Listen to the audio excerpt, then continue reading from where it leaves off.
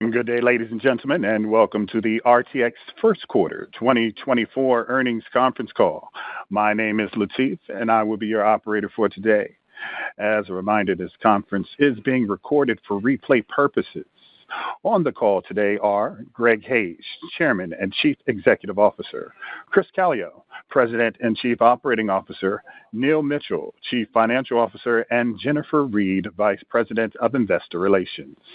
This call is being webcast live on the Internet, and there is a presentation available for download from RTX website at www.rtx.com.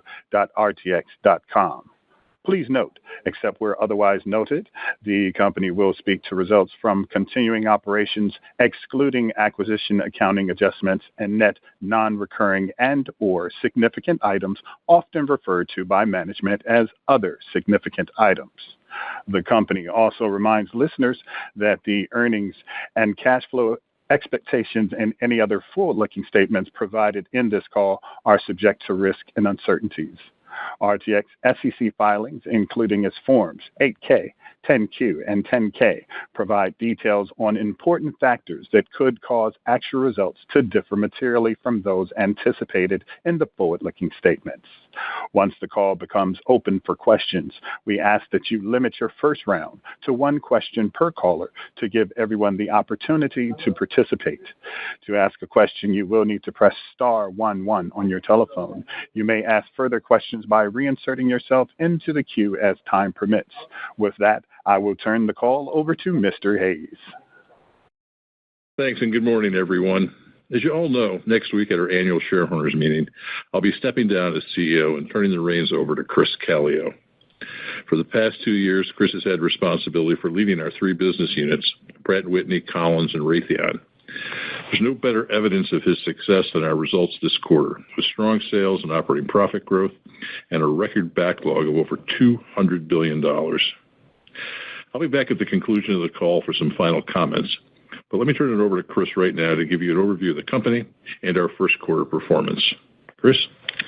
Thank you, Greg, and good morning, everyone. First, I want to acknowledge and express my appreciation for Greg's leadership. He has created significant value over the last decade as CEO and has shaped RTX into the best portfolio in A&D with our 3 industry-leading businesses, leaving a strong foundation for our continued success. Before we discuss our first quarter, I want to spend a few moments on the strength of this foundation and how we plan to build upon it in 2024 and beyond. Now, I know we've highlighted it before, but I think it's worth repeating. Collins is an industry leader, number 1 or number 2 on 70% of its product portfolio, and has an off-warranty installed base of $100 billion, which will create decades of aftermarket growth. At Pratt, the large commercial engine business has an installed base of 12,000 engines and a backlog of over 10,000 GTFs, which will also drive growth for decades to come. But Pratt is much more than the GTF. Pratt Whitney Canada remains the premier small engine business with sole source positions on over 200 platforms and 63,000 engines in service, which also comes with long aftermarket tails. And Pratt's military engine business is set to power the F-35 and B-21 bomber well into the future.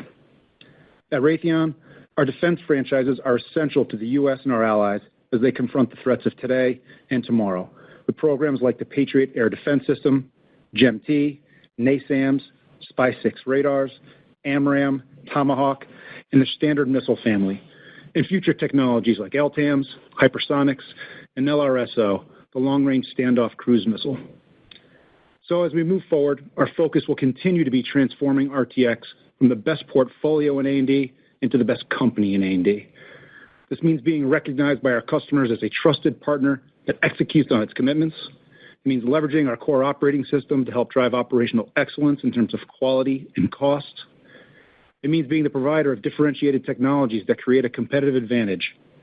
And it means converting all of these attributes into best-in-class financial performance and long-term shareholder value. All right, with that, let me move to the quarter on slide 2. We've gotten off to a strong start to the year, with organic sales up 12%, segment operating profit up 10%, and free cash flow in line with our expectations. Commercial OE was up 33% across RTX, driven by continued strong demand for new aircraft. And commercial aftermarket was up 11% as we continue to see strong growth in both domestic and international RPKs. So clearly the commercial aero demand is there. But as you all know, the industry is still working through supply chain constraints and other challenges, which is leading to some OE production rate uncertainty. And this will continue to be a watch item for us for the year. On the defense side, we delivered 7% growth year over year and ended the quarter with a defense book-to-bill of 105 and a backlog of $77 billion. We're pleased the fiscal year 2024 spending bills have been enacted and provide $886 billion in defense spending, which is up 3%. But more importantly, the budget supports our key programs and technologies, including next-generation propulsion, critical munitions, and upgrades to the F-135, ensuring it remains the only engine powering every variant of the F-35 Joint Strike Fighter. The budget also supports investment in key capabilities to address current and future threats, such as systems that counter unmanned aircraft and hypersonics, where RTX provides leading technologies. And we are encouraged by the progress on the Ukraine supplemental bill, which the DoD will use to further deepen critical U.S. munitions stockpiles, such as TOW, Javelin, and Excalibur, and provide needed air defense capabilities to the region with NASAMS and Patriot. Internationally, we continue to see heightened demand from U.S. allies. In the quarter, Raytheon was awarded a $1.2 billion contract to supply Germany with additional Patriot air and missile defense systems. Okay, let me move beyond the end market dynamics and talk about some of our critical initiatives. And I'll start with an update on the GTF Fleet Management Plan. We continue to stay on track here, and our financial and operational outlook remain consistent with our prior comments. As you may have seen, in March, the GTF airworthiness directives were issued and are consistent with our service bulletins and service instructions. On the technical side, the results from the ultrasonic angle scan inspections have all been in line with our initial expectations and assumptions. With regard to new engine production, as we said in our last call, all GTF engines being delivered to our customers' final assembly lines have full-life HPC and HPT discs. And on the MRO side, we have started the process of incorporating full-life discs into certain engine overhauls. And as we previously said, we expect to progressively ramp this effort throughout the year. In addition, the PW1100 engine shop visits completed in the quarter were in line with our plan and up 50% year over year. With regard to overhaul turnaround time, our average wing-to-wing turnaround time assumptions remain consistent with our prior guidance of roughly 250 to 300 days. With the AD now issued, we are now essentially at our peak AOG level. We continue to expect an average of roughly 350 AOGs from 2024 through 2026. And lastly, we have reached support agreements with 9 of our customers, and these are in line with our assumptions. With that, let's turn to slide 3, and I'll share a bit more on how we're leveraging our core operating system and digital transformation to drive quality, efficiency, and productivity. As I've said before, our core operating system is all about driving continuous improvements that compound over time to create a significant impact on our business. Let me give you a few recent examples.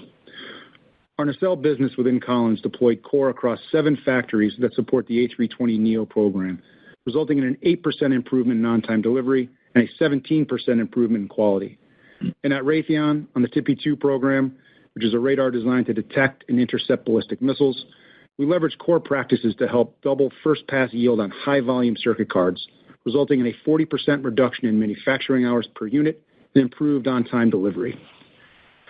We also remain committed to enhancing our factories through digitization, automation, and connected equipment. Last year, we connected 20 factories and have another 20 planned to be completed by the end of this year. Once fully connected, these factories will achieve improved overall equipment efficiency, better quality, and ultimately higher output. And lastly, we will continue to invest both directly and indirectly through RTX Ventures and our cross-company technology roadmaps to develop differentiated technologies to fill our product pipeline. These include areas such as advanced materials, electrification, power and thermal management, and microelectronics. This year, we will invest about $3 billion in company-funded R&D, along with $5 billion in customer-funded R&D to develop new technologies and products. We are also expanding our manufacturing capacity in key areas to meet customer demand, a key priority within our $2.5 billion of capital investment in 2024. One of our most significant new products coming to the market is LTAMDS, which is the next-generation advanced 360-degree air defense radar that provides significant performance improvement against a range of threats, including UAS and hypersonics. This program recently completed another successful live fire event with representatives from 7 countries in attendance. And we expect both the first domestic LRIP and international FMS contracts this year. And today, we're announcing a $115 million expansion of our Raytheon Redstone Missile Integration Facility in Huntsville, Alabama. When complete, the factory's capacity for integrating and delivering several of our critical munitions programs will increase by more than 50%. So with the best portfolio within A&D, core driving our continuous improvement in operational excellence, and ongoing investments in next-generation technologies, I'm incredibly confident in RTX's future and our ability to transform into the best company in A&D. With that, let me turn it over to Neil to take you through our first quarter results. Neil? Thanks, Chris. I'm on slide 4. As Chris said, we got off to a really good start this year on a number of our key financial metrics across RTX, with Collins, Pratt, and Raytheon all making progress in line with our expectations. Additionally, we completed the sale of Raytheon's cybersecurity business at the end of the first quarter with gross proceeds of $1.3 billion, and we've made progress on deleveraging the balance sheet, having paid down over $2 billion of debt since we initiated the ASR last year. RTX sales of $19.3 billion were up 12% organically versus prior year, and that is on top of 10% growth in the first quarter of last year. Demand strength was also reflected in our backlog, which is now $202 billion and up 12% year over year. Segment operating profit growth of 10% was partially offset by expected headwinds from lower pension income and higher interest expense, and our effective tax rate for the quarter included a current period foreign tax benefit. Adjusted earnings per share of $1.34 was up 10% year over year. And on a GAAP basis, EPS from continuing operations was $1.28 and included 29 cents of acquisition accounting adjustments, a 21-cent benefit related to tax audit settlements, an 18-cent net gain related to the cyber business sale, a 13-cent charge related to initiating alternative titanium sources, and 3 cents of restructuring and other non-recurring items. And finally, free cash flow was an outflow of $125 million in the first quarter, in line with our expectations, and a $1.3 billion year-over-year improvement. As planned, the timing of defense milestones and increase in shop visits, along with inventory build to support our growth, drove higher working capital this quarter. Okay, let me turn to our business units and some of the progress we made in the quarter. You heard Chris give a status update on the GTF fleet management plan, so let me touch on our top priorities at Raytheon and Collins. At Raytheon, the business continues to see incredible demand, and as we said on our last call, we're taking actions to advance our key franchises, improve our supply chain, and drive margin expansion. In the quarter, Raytheon saw 50 basis points of sequential margin improvement and 20 basis points on a year-over-year basis. On the material front, we saw a double-digit increase in material receipts in the first quarter versus prior year, the fourth consecutive quarter of growth, which of course is driving the top line, but more importantly, helping to alleviate bottlenecks in the manufacturing processes and burn down overdue sales. Moving over to Collins, our focus remains on driving incremental margins through continued commercial OE and aftermarket growth and the benefit from ongoing structural cost reduction. In the quarter, Collins saw strong sales growth and 90 basis points of margin expansion on both a sequential and year-over-year basis, and we expect future volume increases to drive continued fixed cost absorption benefits across the business this year. On the cost reduction front, we continue to make progress as well. For example, Collins is in the process of shifting 2.7 million manufacturing hours to best cost locations by the end of 2025. To date, over 2 million of those hours have already been moved, with 400,000 more planned for the rest of the year. And finally, we also achieved an incremental $105 million of RTX gross merger cost synergies in the quarter, and we're approaching the $2 billion target we updated last year. So good progress on our top priorities to start the year. With that, based on our first quarter results and strong backlog, we remain on track to deliver our full-year outlook, including full-year sales of between $78 and $79 billion, which translates to between 7% and 8% organic revenue growth. In addition, we continue to see adjusted earnings per share between $5.25 and $5.40, and free cash flow of approximately $5.7 billion. Now, let me hand it over to Jennifer to take you through the segment results. Jennifer? Thanks, Neil. Starting with Collins on slide 5, sales were $6.7 billion in the quarter, up 9% on both an adjusted and organic basis, driven primarily by continued strength in commercial aftermarket and OE. By channel, commercial aftermarket sales were up 14%, driven by a 17% increase in parts and repair, a 16% increase in provisioning, and a 3% decrease in mods and upgrades. Commercial OE sales for the quarter were up 14% versus the prior year, driven by growth in wide-body, narrow-body, and bizjet platforms. And defense sales were up 1%, primarily due to higher volume. Adjusted operating profit of $1.05 billion was up $145 million, or 16%, from the prior year, with drop-through on higher commercial aftermarket volume, partially offset by unfavorable OE mix, higher space program costs, and increased R&D expense. Looking ahead, on a full-year basis, we continue to expect Collins sales to grow mid to high single digits on both an adjusted and organic basis, with operating profit growth between $650 and $725 million versus 2023. Shifting to Pratt Whitney on slide 6, sales of $6.5 billion were up 23% on both an adjusted and organic basis, with sales growth across all three channels. Commercial OE sales were up 64% in the quarter on higher engine deliveries and favorable mix in the large commercial engine business. Commercial aftermarket sales were up 9% in the quarter, driven by higher volume within large commercial engines, primarily related to GTF overhaul activity, as well as an increased volume at Pratt Canada. Legacy large commercial engine aftermarket revenues were down slightly versus prior year as a result of increased allocation of material to support the GTF fleet. And in the military engine business, sales were up 21%, primarily driven by higher sustainment volume across the F-135, F-117, and F-100 platforms, and higher development volume primarily driven by the F-135 engine core upgrade program. Adjusted operating profit of $430 million was flat to prior year. The benefit of favorable commercial OE mix and drop-through on higher commercial aftermarket volume was partially offset by headwinds from increased commercial OE deliveries, unfavorable commercial aftermarket mix, and the absence of a favorable $60 million prior year contract matter. Higher military volume and favorable mix was more than offset by higher R&D and SG&A expenses. Turning to Pratt's full-year outlook, we continue to expect sales to grow low double digits on an adjusted and organic basis, and adjusted operating profit to grow between $400 and $475 million versus 2023, as large commercial engine aftermarket continues to ramp and military volume grows. Now turning to Raytheon on slide 7. Sales of $6.7 billion in the quarter were up 6% on both an adjusted and organic basis, primarily driven by higher volume on land and air defense systems and advanced technology programs.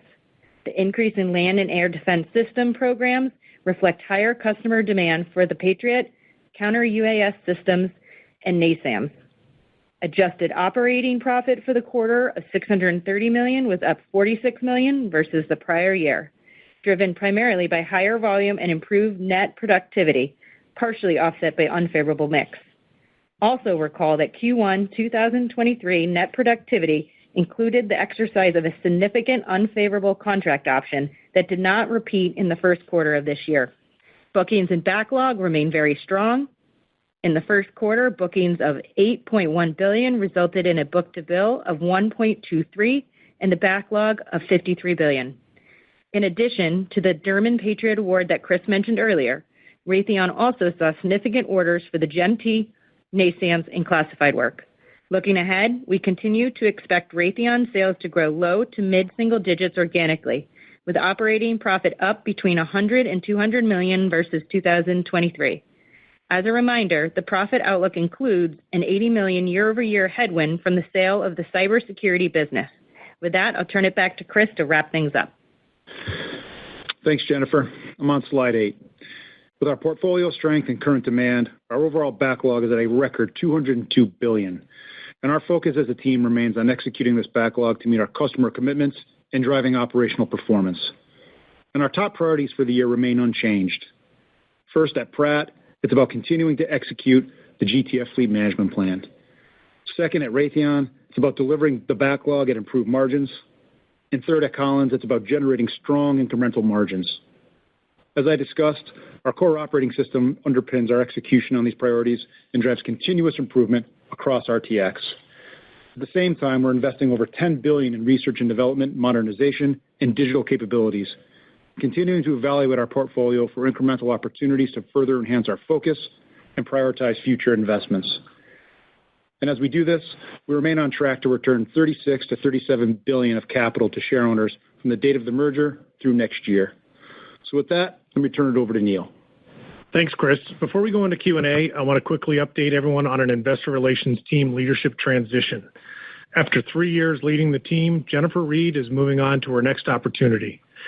Jennifer took the helm in an unprecedented environment and worked tirelessly to ensure all of our stakeholders had timely and clear information during the critical post-merger years for RTX. I want to thank Jennifer for her leadership. And I also want to introduce Nathan Ware, who's coming over from our Collins business to lead investor relations. Some of you will remember Nathan as he was a member of the UTC IR team leading up to the merger. But since then, Nathan has held a couple of roles at Collins and most recently as CFO of the Interiors business. Jennifer and Nathan will work to ensure a smooth transition for all of us and all of you. And with that, we are ready to open the line for our first question. In the interest of time and to allow for broader participation, you are asked to limit yourself to one question. To ask a question, you will need to press star 11 on your telephone. Our first question comes from the line of Miles Walton of Wolfe Research. Your question, please, Miles. Thanks. Good morning, and thanks for the help, Jennifer, over the years. Can you talk to the Pratt aftermarket first to start, and sort of if there is risk to achieving the full year guidance, given the harder comps that play out for the rest of the year, given the 9% in the first quarter and low double digits expected for the full year? Good morning, Miles. This is Neil. I'll start out, and Chris can add anything here. But, a couple of things on the Pratt aftermarket. I think 9% aftermarket growth in the first quarter was largely as we expected. We took the first quarter to make sure that we started off on a strong foot with respect to the GTF aftermarket overhauls, and I'm sure Chris can provide a little more color there. In doing so, there was a little bit lighter material allocation to the V2500s. We're actually down a handful of shop visits year over year in the first quarter, a little bit around 175 or so. We still feel confident, though, that we'll hit 800 shop visit inductions on the V2500 for the full year. And so what we expect to play out over the remainder of the year is that we will see more and more of those shop visits come in. We'll also see the content on those shop visits increase. So we'll see better drop through on the legacy aftermarket. Back in January, we talked about the PW2000s and 4000s. There's some puts and takes there. They largely offset for the year. So it's really about, seeing that legacy aftermarket continue to grow. So full year, still expect, low teens sort of growth in the aftermarket of Pratt, and we're confident that we'll see the material flowing to support that. Yeah, I guess the only thing I would add, Miles, this is Chris, is to Neil's point, we know we needed to come out of the gate strong on GTF MRO, given the situation in the fleet management plan. And so we were, allocating material and resources, with that in mind. And I think we saw the fruits of that here in the first quarter. But as Neil said, we continue to see the demand on what we'd call the mature fleets, the V and others. And that ramp up is calibrated in our number, for the year. So still feel confident it's going to deliver the full year shop visits that we need. All right. Thanks. Makes sense. Thank you. Our next question comes from the line of Kristine Liwag of Morgan Stanley. Please go ahead, Kristine. Hey, good morning, everyone. Morning, Kristine. And Greg, thank you for your leadership over the years. And Jennifer, wish you the best in your next endeavor. So maybe on GTF, Chris, thank you for providing more color in the GTF fleet management plan. And at this point, it seems like everything is progressing well. So as we look forward to understanding the risk retirement, are there other milestones you're monitoring to see if there could be potential risk reduction? Is there a number of specific completed AOGs or more customer agreements to be completed? Any sort of gauge to help us understand risk retirement would be helpful. Sure. Thanks, Christine. Good morning. So look, the GTF fleet management plan is a multi-year process, and we're going to continue to grind through that over the next 3 years or so. And we've laid out all of the key enablers. We listed them on the call today. We've done it historically. And that's going to be AOG levels. That's going to be turnaround times. And so, again, we've given those ranges on each of those key enablers, and we're going to continue to do everything we can to stay within or move to the lower end of those ranges. And again, the single biggest enabler for us is MRO output. We had a very good, first quarter, but we've got, a large growth plan here in 2024. And so for us, it's about material flow, including the new powdered metal parts that we're going to be putting into the engines. As we said during the last call and during our comments, we continue to add the full life HPC and HPT in MRO, and it's going to ramp throughout the year. So that'll be a key indicator for us. The more output we can get, obviously, the more relief we can get the fleet, the less AOG days, and then the less penalties.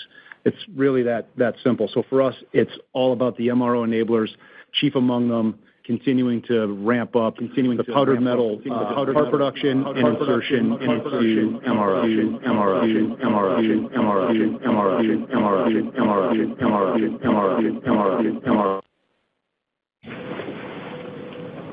Great. Thank you very much. Yeah, sorry about that feedback there, Christine. So hopefully that all came through. Very helpful. Appreciate it. Yep. Thank you. Our next question comes from the line of Seth Seifman of J.P. Morgan. Your question, please, Seth. Hey, thanks very much, and good morning. Maybe kind of a small picture question here, but it is one that we get a lot. When you think about the trajectory of aircraft on ground, and it seems like we are right around the highest level we'll see here at, in the 550-ish level. When we think about where that goes from here, do we think of that more as a plateau for the remainder of the year or for a couple of quarters? Or, do we start to see some progress there? And, when you think about where turnaround times are kind of now and the improvement that you can make over the next few quarters, is there anything that you can kind of lay out for us to gauge that?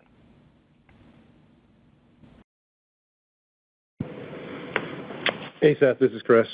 Thanks for the question. Yeah, so look, we are, as we said in our comments, essentially at, peak AOG. I mean, there'll be some perturbations, a little bit above, a little bit below, but we see that as kind of the peak, and we're going to start to gradually, chip away and move that down. So again, as I said to Christine's question, the number one enabler of that is our MRO output.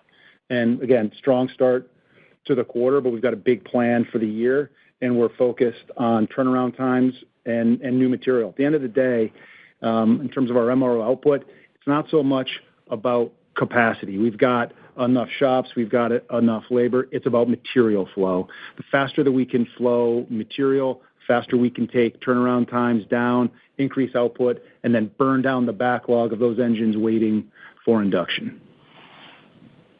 Great. Thank you very much. Thank you. Our next question comes from the line of Ron Epstein of Bank of America. Your question, please, Ron. Hey, yeah, good morning, guys. Good morning, Ron. Could you speak a little bit to the supplemental that got through the House and how that plays out for your defense business? And, what goodies are in there for you guys? Hey, good morning, Ron. This is Chris. So, as I'm sure you've seen, if you break down sort of the supplemental into its big buckets, it's about $60 billion for Ukraine, another 25 or so for Israel, and $10 billion for Indo-PACOM.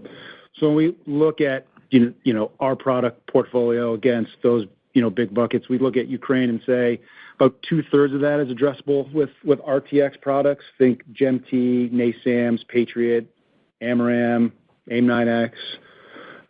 Israel, we kind of handicap that as about 30% addressable. Stockpile replenishment, Iron Dome, David Sling procurements, and then Indo-PACOM, again, roughly that 30% addressable with the RTX product suite, namely SM-6, Tomahawk, AIM-9X. So again, the services will have their specific lists of what they're looking for, but again, we think our product portfolio is pretty well positioned to address the needs in each of those theaters. Great. And if I may, just a quick follow-on. You had some challenges with the fixed price development program within missiles. How's that going? Yeah. So again, when you look at the productivity story at Raytheon, Ron, that's a big part of the continued margin expansion. And so in the quarter, we saw improvements in productivity, which is really helpful. Again, as you know, our productivity plan for the year is effectively no productivity. But last year, of course, we had some headwinds in the productivity department. So again, overall an improvement for the year. We've still got some classified programs, fixed price, that we are continuing to work through. We said that's kind of a 12 to 18-month journey as we work through those. I would say on a number of them, we've made some good progress towards milestones, and others we're going to continue to battle our way through during that period. Chris, I'll just add with respect to the productivity, in the first quarter, we saw about a $58 million year-over-year Q1 to Q1 improvement.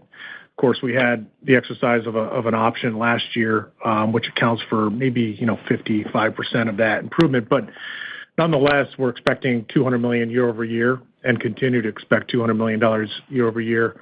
And so, good progress in the first quarter. But there's still, 3 quarters to go, but we are encouraged by the shift that we've seen here in the first quarter so far. Great. Thank you. Thank you. Our next question comes from the line of Cai von Rumohr of TD Cowen. Your question, please, Cai. Yes, thanks so much. So you had a 23% gain at Pratt in the first quarter. If we're going to low double digits, call it 11, 12%, you have to have a sharp deceleration as you go through the year, and yet you're still guiding to what? Low teens for the aftermarket, which would suggest either your total guide is low or we're going to see a flat to down year in commercial or military as we go through the year. Can you give us some color in terms of each of those 3 parts of Pratt's business and their quarterly sequence as we move through the year? Sure. Kai, let me start here. I mean, we had a really strong start to Pratt's first quarter. Most of that was on the back of commercial OE deliveries, up 40% almost in the first quarter on a units basis. So that obviously drove the top line, and some good mix there too, between installs and spare engines as we look to position the GTF fleet as best we can to start the year. I think some of that's going to moderate clearly as the rest of the year unfolds. So I think we had a good start out of the gate on installs. On the aftermarket side, you're right. We're going to see more of the mid-single digit type of growth in the next 3 quarters. So again, that will be fueled by V2500s coming up a little bit. The top line is going to be also bolstered by GTF aftermarket, which of course doesn't come with nearly as much profit, but will certainly help the fleets get healthier. And military also had a really strong first quarter start. The material coming in the first quarter was positioned to support the aftermarket principally in the military business, and we do see that slowing down a bit in the next part of the year. So those are the key ingredients. Not going to get into the specifics on a quarterly cadence here, but we're just 1 quarter into the year, but good start to the year, and we'll see. We're kind of holding on to our guidance at this point. Thank you. Thank you. Our next question comes from the line of Sheila Kahyaoglu of Jefferies. Your line is open, Sheila. Hey, good morning, Chris and Neil. Thank you. And good morning. Jennifer, congratulations on your next move. Wishing you all the best, and thank you. I wanted to ask one on Collins, maybe Neil or Chris. Just the guidance for the year implies a step up, 16.6% margins versus a 15.7% adjustment in the quarter, adjusted basis in the quarter. Can you maybe talk about what drives that margin expansion as we progress through the year at Collins? And if you could give us any more detail on the impairment of $175 million. All right, let me start, Sheila. As I think about, first, let's start with the first quarter for Collins. It was a really good quarter. We had about $145 million of profit growth on an adjusted basis. We've talked about the Collins growth trajectory really being driven by the aftermarket. Now, there's still a long ways to go. We put out a range of 650 to 725 for the full year. And so what we're going to see is increased, drop through on the continued cost reduction, essentially, that Collins embarked upon, several years ago. And we're starting to see the cost associated with achieving that cost reduction ease, as well as the benefit from the actions start to drop through in the form of stronger incrementals. So feel like the aftermarket trajectory supports that at this juncture. And, that I think is going to really continue to be the key driver for the Collins profit growth for the rest of the year. If I just comment for a minute on the $175 million, as we said in our remarks, that charge related to some procurement of titanium, which I know you all know is an important commodity for the aerospace industry. Given a number of ongoing supply chain dynamics around aerospace-grade titanium in particular, especially as it relates to the titanium that we use in our landing gear manufacturing at Collins, we've taken some steps to secure alternative sources for that supply. And it's taken us some time to do that, frankly. So specific to the charge, we reached an agreement with 2 new suppliers during the quarter.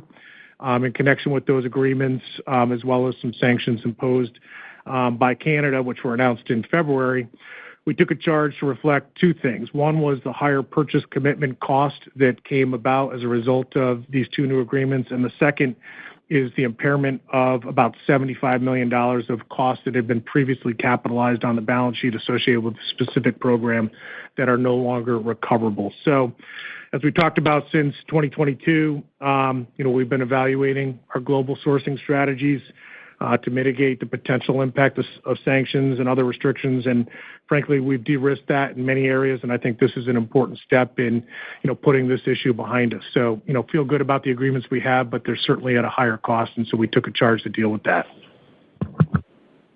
Great. Thank you. You're welcome. Thank you.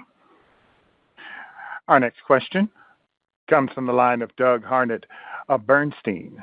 Please go ahead, Doug. Yes, good morning. Thank you. Doug. On the defense side, so in Raytheon, you made a leadership transition. Wes Kramer retired in Q1. Can you talk about how, if at all, you're thinking about the strategy differently? And I'd say in 2 areas. One, you mentioned a little bit about this before in terms of bringing margins up to your objectives in 2025, which presumably fixed price contracts play into that, but also the supply chain progress. And then second, back in Paris, you talked about a need for a new strategy on the space side to really reinvigorate growth there. Can you comment on how you're thinking about those now, with the new leader in place in Phil Jasper? Thanks. Yep, you bet, Doug. Good morning, this is Chris. So let's start first on the first part of your question here on the supply chain and Raytheon, margins and how we're thinking about that. If you just take a step back for a sec, Doug, it's a tremendous, backlog at Raytheon. You saw the increase here, in Q1. A big part of that, obviously, is the continued focus on execution, in particular, the supply chain. We've had, 4 consecutive quarters of material receipt growth, at Raytheon. So feeling like the focus on the supply chain and the health of the supply chain is starting to pay dividends, and we're seeing that flow through again with some of the margin, increases here in Q1. And so again, when Phil and team are incredibly focused on execution, head down and execution on this backlog at the margins that we need. And again, big part of that is supply chain. And we're adding production capacity as well to meet the demands of this ramp. You heard us announce today, Huntsville, last quarter. We talked about the expansion in Camden, Arkansas. So again, putting in the production capacity that we need and driving material. So that's where the focus is. On space, we did talk about, a bit of a pivot, Doug, from, a space prime, if you will, to being more of a component supplier to the space primes. And I think when you look at our strengths in that portfolio, I think that pivot, is the right one. We've got, historical strength in, some of the exquisite, space areas. We've got some other, strengths in some of the key components that go in to the prime satellites and buses. But again, I think that's where we're going to be shifting away from perhaps being a space prime to being more of a component supplier. Very good. Thank you. Thank you. Our next question comes from the line of David Strauss of Barclays. Your line is open, David. Thanks. Good morning. Best of luck, Greg. Enjoyed working with you. Same thing, Jennifer. Chris, on the GTF plan, I think it's calling for replacement on 3,000 or so engines. Can you just tell us at this point how many have actually seen full replacement actually having been done at this point? That's my first question. Then the second question, you reached an agreement with Spirit Airlines in the quarter that was made public. Is that that amount kind of on a per AOG basis representative of your other customer agreements? Because that would seem to imply a higher compensation number than you baked into your forecast. Thanks. Yep. So on the first question, David. Yeah, the disc replacement. Yeah. So again, we're early stages. I told you this was going to be a 3-year process. Again, the priority was making sure everything we delivered to our customers' final assembly lines had the full life powder metal parts, and that's what's happening today. And it was going to be a ramp throughout the year into 25 on insertion of those full life parts, into MRO. So I would say today it's early days, and so there haven't been a ton that have received all of those things. But as we said before, we're working hard to optimize the work scopes there, depending on where the engine is operating, what configuration it has, was it going to come in for another visit within this time frame anyway, depending on where it operated. So again, the focus is on output, and part of that is optimizing, the work scope. But again, early days. As for the customer compensation, we've got about 9 agreements, under our belt, which represents about a third of the fleet, and I think we're close on a number of other, significant ones. And the compensation on all of those remains within the guidance that we provided on this.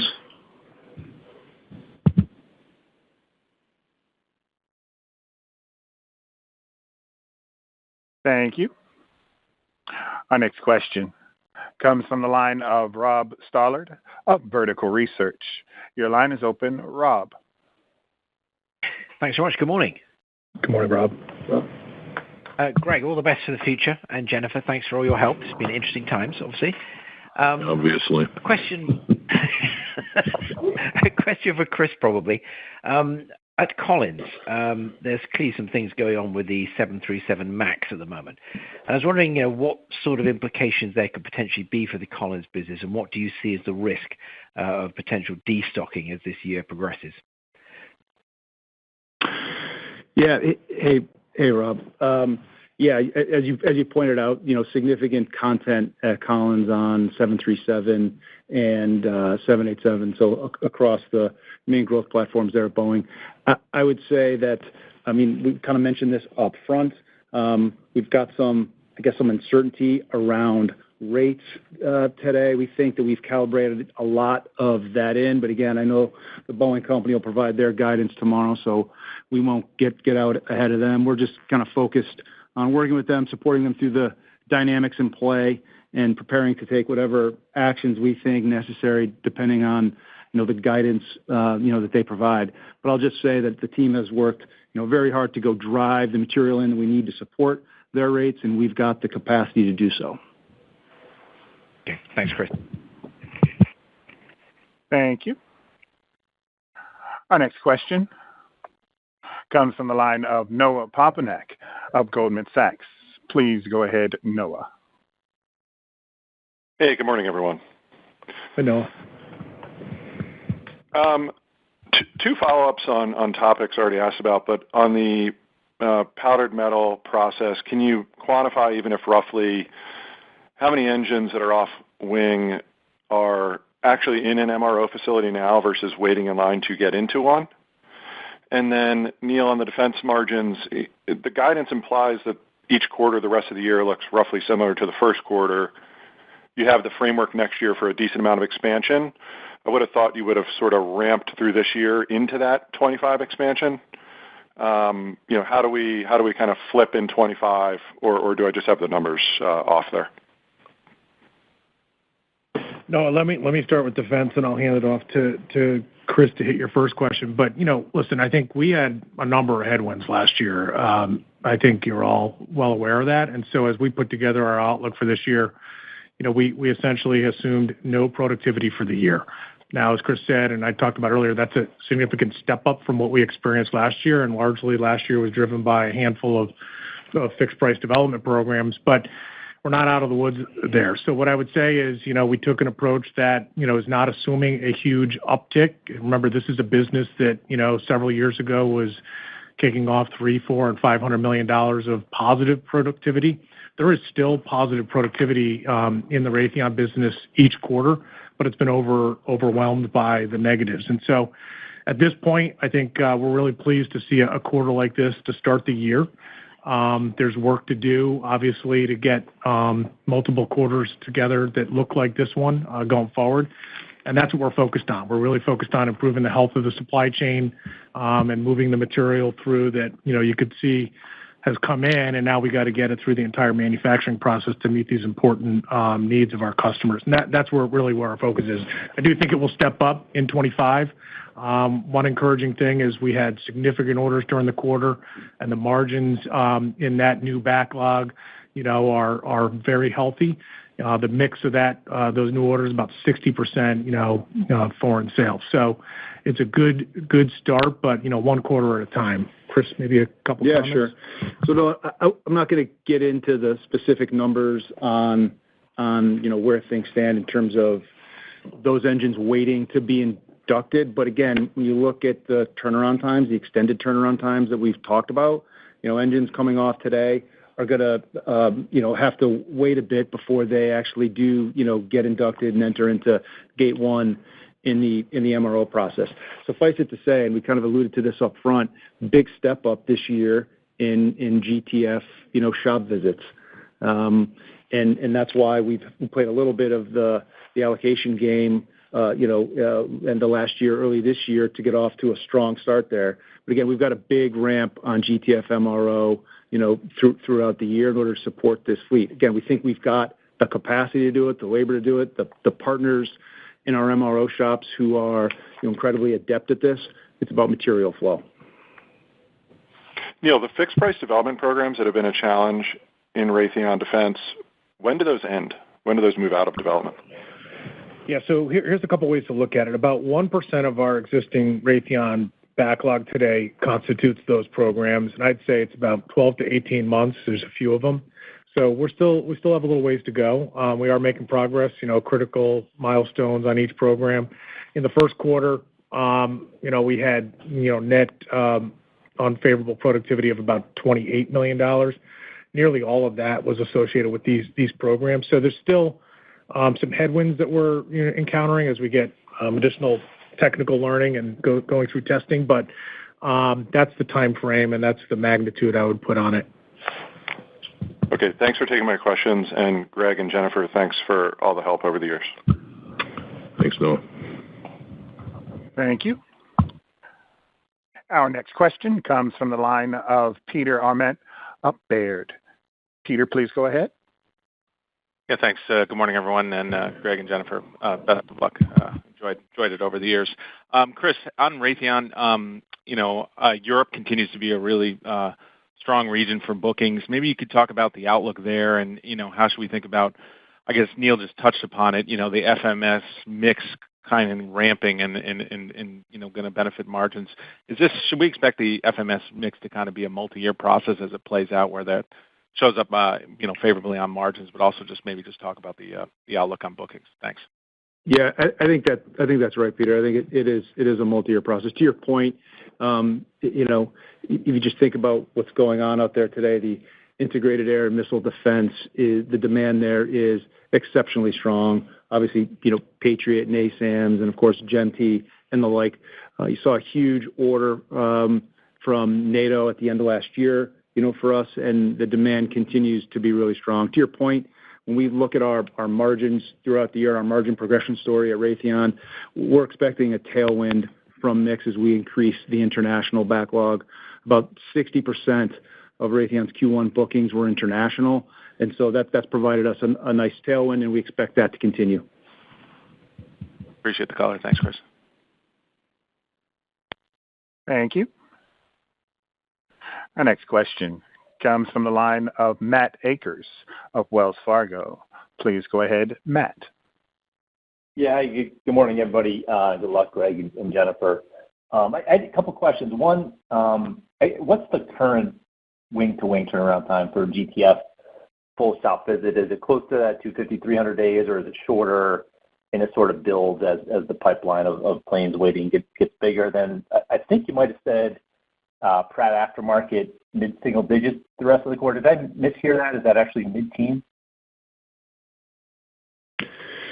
Yeah, let me start with the wing-to-wing, turnaround time. Yeah, it's in that range, that we've provided in that 250, 300. Again, a lot of that will continue to be dependent on the mix of work scopes. We're still believing that it's going to be more of a 90%, heavy, 10%, lighter, shop visit, and with that, we'll stay within that range. If we can find a way to come up with medium work scopes and other things that can alleviate the need for new, we'll call it non-powdered metal material, repair development and the like, perhaps we'll be closer to the lower end of that range, but we're in there today given the shop visit mix that we see and the material flow that we see. Thanks, Chris. Matt. Great. Thanks, Andy. I guess the aftermarket. Yep, sorry, I didn't put my mic on. Just a couple clarifications. So when I said mid-single digits, I was referring to the military growth. We had really strong growth, obviously, in the first quarter. On the aftermarket, think about that as, low to mid-teens for the rest of the year. Great. Thank you. Yep. Thank you. Our next question comes from the line of Jason Gursky of Citigroup. Please go ahead, Jason. Yeah, good morning, everyone. Jennifer, Greg, best of luck with your new roles and ventures, and Nathan, welcome back. Chris, just a quick question for you on Raytheon and the defense side of the business. Solid book-to-bill here in the first quarter. So I'm wondering if you can talk about the pipeline that you see here for the next 12 to 24 months, and what you think the book-to-bill is going to look like over that time period. Do we have a prolonged period here of book-to-bills above one that forecast or forecast growth here for multiple years? Thanks. Yeah, hey, Jason. Look, I think, given the threat environment we described and that we kind of laid out in the question on the supplemental, we're going to continue to see, strong top line, growth at Raytheon and strength, in bookings. And again, if you just kind of go region by region, it's, replenishment, in the U.S., it's the integrated air and missile defense in Europe, it's naval munitions in Asia. So again, feel like the strength of demand is going to continue to be there. And then the other thing I'll say, Jason, is we're also thinking through some of the advanced capabilities that we're trying to bring to market as well. LTAMDS, which I mentioned up front, the 360-degree radar, the refresh on AMRAAM, SPY-6 radar, which has gone through its initial sea trials, counter UAS capabilities with our Coyote system, and then things like high power microwave as you look to sort of the drone swarm threat that continues to build. So again, strong demand for the existing pipeline of products, and we continue to invest in that that next generation product, which we think meets the emerging threats. Mm-hmm. And to be clear, you think that leads to, though, a book-to-bill above 1 here for this year and maybe going into 25?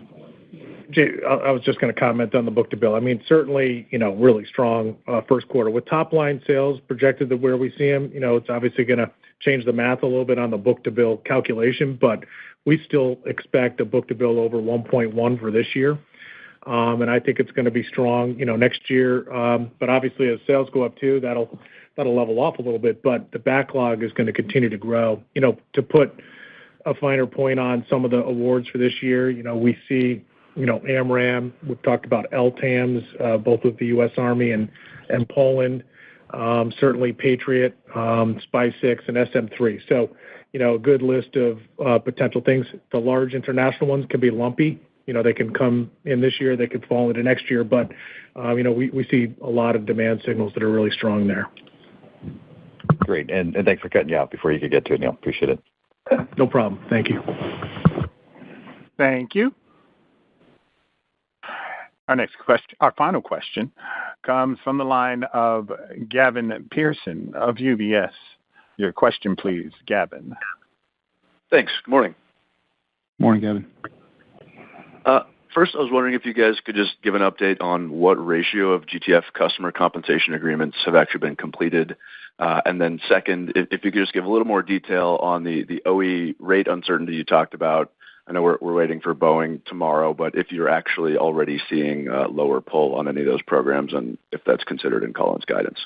Thank you. Yep, sure, Gavin. This is Chris. So, again, on the GTF customer piece, we've said up front, we got about 9 done. We're in the final throes of a few more, and those 9 that we've got under our belt represent about a third of the GTF fleet total.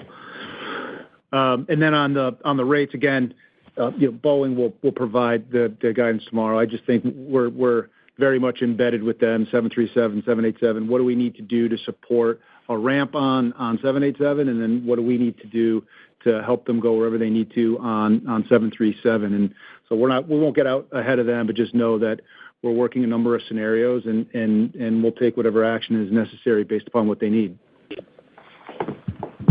Thank you.